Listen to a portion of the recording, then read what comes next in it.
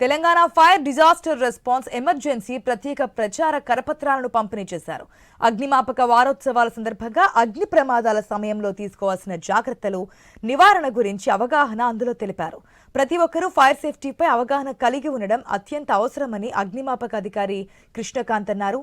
చిన్నపాటి అప్రమత్తత వల్ల పెద్ద ప్రమాదాలను నివారించవచ్చన్నారు. అగ్ని ప్రమాదాలు జరగకుండా ప్రజలు తీసుకోవాల్సిన జాగ్రత్తలను ప్రచారం చేస్తూ ప్రజలను చైతన్యవంతులను చేయడమే ఈ వారోత్సవాల ముఖ్య ఉద్దేశమని అన్నారు.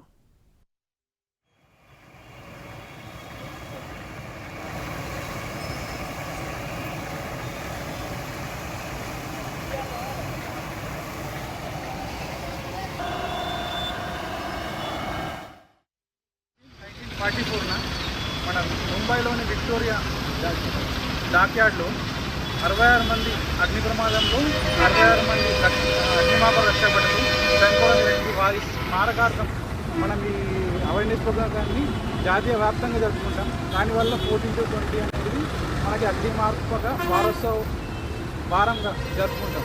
అందుకని ఈ మోక్ డేస్ నిర్వహించడం జరుగుతుంది. ఇప్పుడు మనం చూసుకున్నట్టయితే మన కొత్త బస్టాండ్ సర్కిల్, అలాగే మన పాత బస్టాండ్ సర్కిల్లో, మన వివిధ ఆసుపత్రుల్లో, మళ్ళీ గోడౌన్స్లో, మళ్ళీ షాపింగ్